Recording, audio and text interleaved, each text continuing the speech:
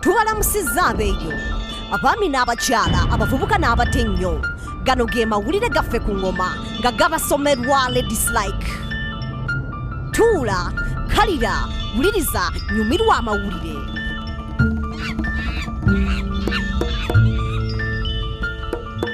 Ennaku z'omwezi 18 Februari ziratera okutuuka ng'era luno lujja kuba lunaku lwa byafaayo mu Uganda. Buli omu wa mugaso kubanga lino ddembe lyonga bunnaasa okulonda oyo anaakukiikirira okuva ku LC1 paka ku mukulembeze w'eggwanga. Si buli nsi nti erina eddembe ly'okulonda. Kino tusaanye okukyenyumirizaamu so si kukyewala.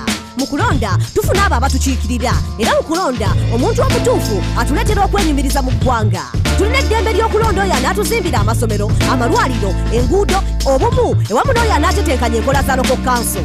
Ng'omulonzi okulonda kukuwa obwenkanya ng'omutuuze nga tekusosodde mu kikula na madiini. Oyo ye mwoyo w'okulonda. Togayala kugenda kulonda nga 18 Februari omwezi guno. Londa ku lwa demokrasiya, londa ku lwa Uganda. Regan Kandole naye ajaganya mu ngeri ye. Omusasi waffe MC Lloyd kaagatuwe. Ng'okulonda kusemberedde ddala tusuubira buli omu okujaganya mu ngeri ye. Si ekibiina ekinawangula kyokka, tusaanye okujaganya olw'enkulaakulana, eddembe n'obumu. Waliwo nnyini talanta omu ajaguza mu ngeri ye ng'era alina kyayiyizaawo mu art ekinaalabwako ku lunaku lw'okulonda. Ono ye Regan Kandole. Regan yatikkirwa emyezi miti n'egiyise mu ssettendekero ly'ekyambogo. Newankubadde atemeza mu myaka 2, emirimu gye gyewunyisizza bangi. Mu kifo ky'okwolesa mu ggalale z'ekibuga ez'ebbeeyi, yasalawo okwolesa ku kyalo. Alina ati gw'akola mu bisuulibwa, ng'era ono ati yeetikka emiramu n'ensonga nnyingi. Bingi ebisuulibwa byassa obujja okukyusa embeera n'ensi yonna. Tosobola okwerabirako ku binaayolesebwanga 18 Februari mu katale ebbiina.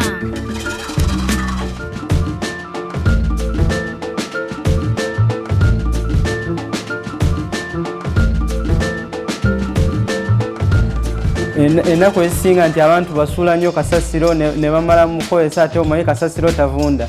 So mu biseera by'omu maaso ogenda kusanga nti tulina ekizibu kya kasasiro. Naye bwe tuyigiriza abantu nti kasasiro oyinza mukolamu kino n'omukolamu kino, kati tugambe oba oyagala kukola nga mu bintu ebivunda oyinza kujjamu manure, then bintu ebitavunda oyinza kukolamu ekintu ekirala. Naye kati twagala tuyigiriza abantu mostly nti abaana abato kubayigiriza nti oyinza kutondawo emirimu just kukozesa ebintu nga byoli nabyo. Oyo abadde Regan Kandole ng'ajaganya mu ngeri ye. Sigadde nze MC Lloyd nga mbaweereza ku Newsbeat. Weebale nnyo MC Lloyd naago gatutuusaako.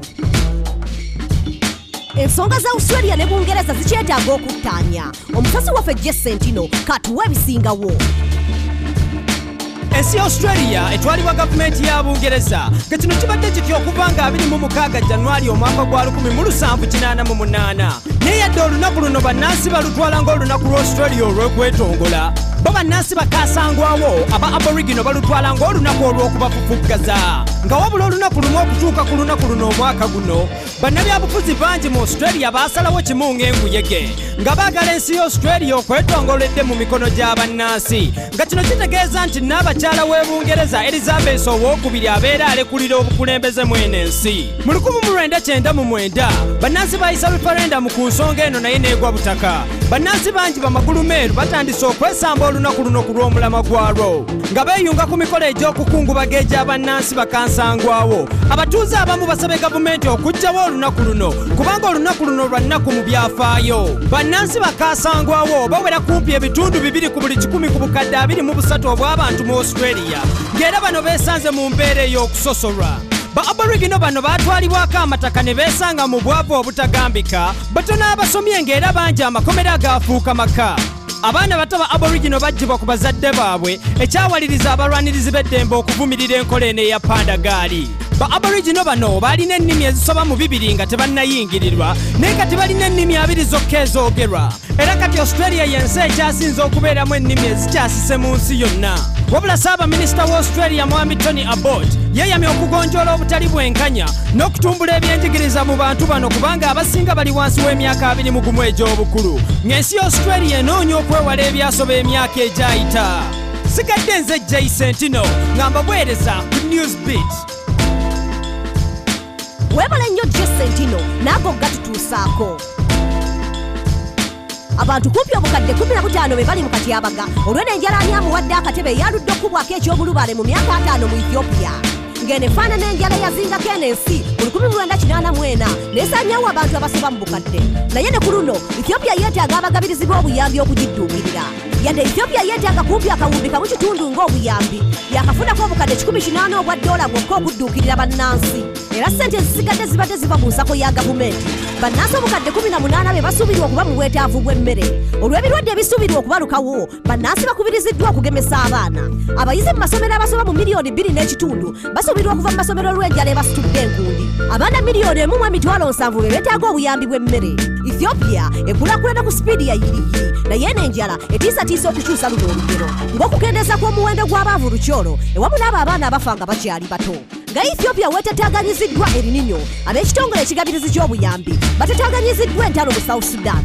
Eno enjala esuubirwa okusaanyawo ebitundu 7 ku buli 10 ebya miliyoni 12 ez'abatuuze mu South Sudan.